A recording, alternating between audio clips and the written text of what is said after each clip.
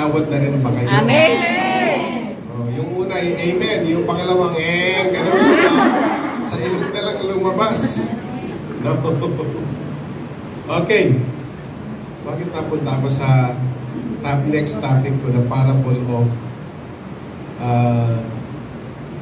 meron akong the parable of the hidden treasure, the parable of the servant, unforgiving servant.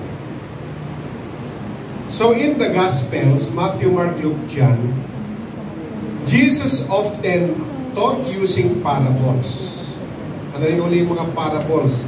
Stories that will convey profound spiritual truth. Yung meron pa siyang gustong ipaunawa, pero gagamit siya ng talinghaga o metaphor para maintindihan ng nakikinig.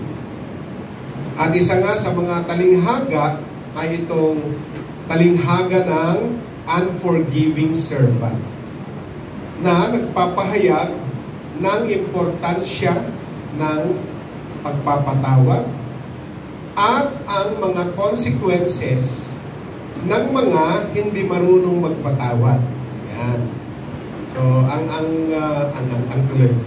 objective ng topic natin ay lalabas tayo sa lugar na ito na nakapag-decide.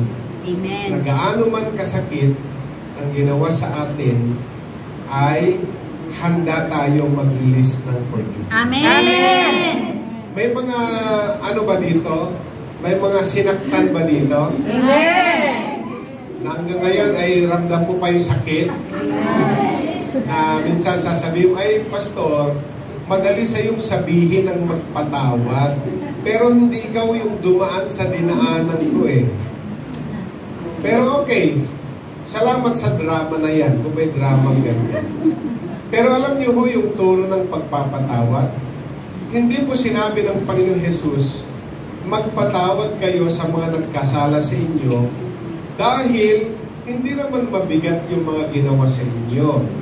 Kaya lang, kapag mabigat, huwag nyo nang mapatawag, nyo munang patawarin. Wala pong ganong kondisyon. Nung ituro ng Panginoon ang pagpapatawad, wala siyang kondisyones. Diba? Magpatawad kayo kasi pinatawad kayo. Amen. Period. Walang sinabing, kaya lang kung masakit yung ginawa sa inyo, take time. Wala pong take time yan eh. Ha? Agad-agad. So let us dive into this parable and we will explore 4 key lessons that can transform the way we approach forgiveness in our lives. Okay? Magbasa muna tayo para may trabaho kayo. Okay. Basa nyo ba? Amen. Naman. Lalaki na yan, ha? Okay. 1, 2, 3. Therefore, the kingdom of heaven is like a king who wanted to settle accounts with his servants. As he began the settlement, 10,000 bags of gold was brought to him. Since he was not able to pay, the master ordered that he and his wife and his children and all that he had sold to repay the debt. Naintindihan niyo ba? Amen. Merong isang mama na may pagkakautang sa hari. Ano magkano yung utang niya? 10,000 bags of gold. Ang dami, no? Yes. Diba? Kung buhay mo, hindi mo babayaran yan. Kaya lang, para mabayaran ng mama yung kanyang pagkakautang, kailangan niyang ibenta ang kanyang sarili, ang kanyang misis, ang kanyang mga anak, upang mabayaran ang kanyang mga pagkakautang. Okay, let's go to 26. At this time, the servant fell on his knees before him. Be patient with me, he begged, and I will pay back everything. The servant's master took pity on him, canceled the debt, and let him go. Wow! At dahil siya ay nagpakumbaba, nanikluhod, at humingi ng awa, ang sabi niya, bigyan mo pa ako ng ilang panahon. para mapag-ipunan ko at babayaran ko lahat ang aking pagkakautang sa iyo. Amen. At naawa naman yung hari. Tama? Amen. At siya ay pinatawad, kinansela ang lahat ng kanyang pagkakautang at siya'y pinaalis na. O ano na siya? Released na from debt. Debt-free na siyang buhay. Amen. Ang buhay niya wala ng pagkakautang. Now, let's go to 28. But when that servant went out, he found one of his fellow servants who owed him 100 silver coins. O, teka muna, may pagkakaiba. Ang utang niya sa hari ay 10,000 bags of gold. Tama? Yes. Ang laki nun para patawarin ka. Talagang milagro yun. Habag lang talaga ng hari na pinatawad ka sa 10,000 bags of gold.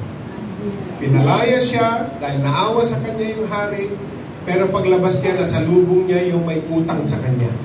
Magkano utang? 100 silver coins.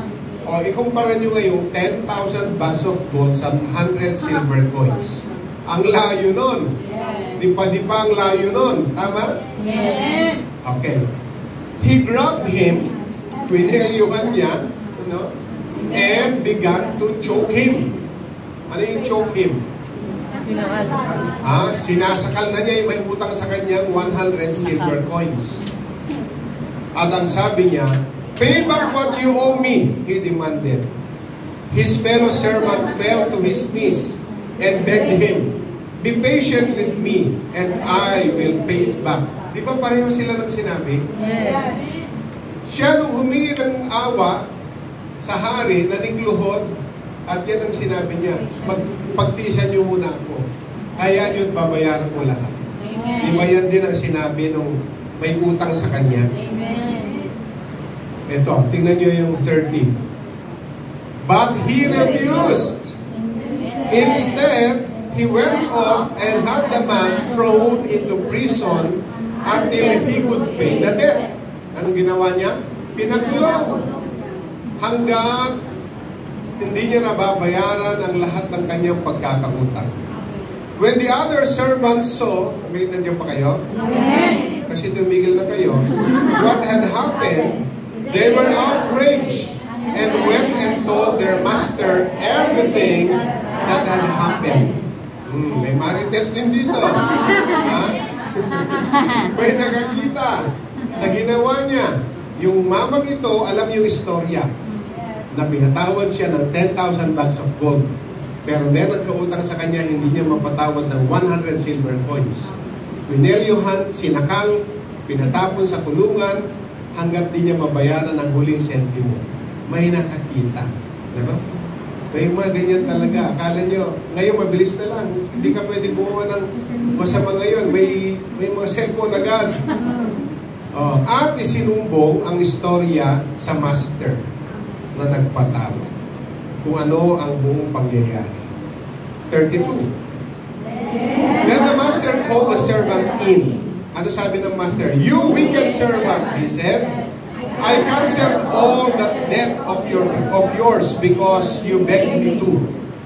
Shouldn't you have that mercy on your fellow servant just as I had on you?"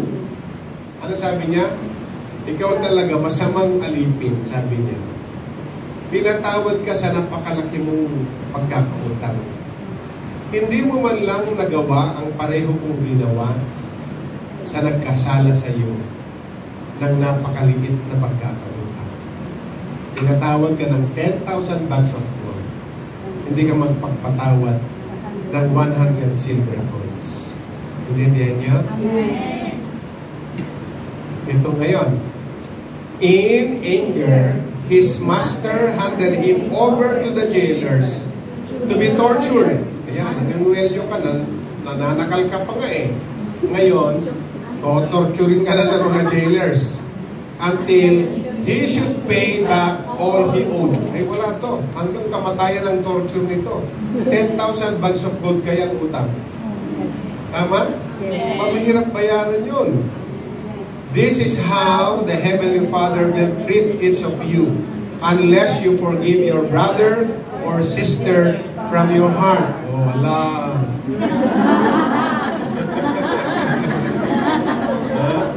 Akala nyo kwento lang yan. Ang ganda ng kwento na to ah. Baka yan totoo sa atin ah. O siyempre, walang aamin yan sa atin. Pinatawad ako, pero kailangan kong magpatawad. Alam nyo, madaling humingi ng tawad. Mas mahirap mag-dispense ng kapatawaran. Yes. Pero dito walang kondisyon. Pinatawad ka, pues, magpatawad ka. Mas malaki nga yung pinatawad sa iyo eh. Bakit yung mga maliliit na pagkakamali hindi mo mapalagpas? Samantalang yung ang laki-laki mong pagkakasala ay pinatawad ng Diyos. Huwag nyo nang i-justify. Pastor Rene, hindi mo naman kasi alam ang istorya ko. Pero kung ikaw ang nasa lugar ko, mahirapan ka din. Pues, ikaw ang nandiyan, di ako eh.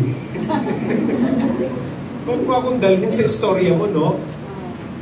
Kasi lahat tayo inuutosang magpatawad sa mga nagkasala sa atin. Amen. Binasa pa lang naman natin yan eh. Wala pa tayong topic eh. Kaya ang point number 1, the depth of our debt to God. Ang lalim ng ating pagkakautang sa Diyos. Ang laki ng ating pagkakautang sa Diyos. Di ba? Ang sabi po yan sa Matthew 18:23 to 24, therefore, the kingdom of heaven may be compared to a king who wished to settle accounts with his servants. When he began to settle, one was brought to him who owed him 10,000 talents.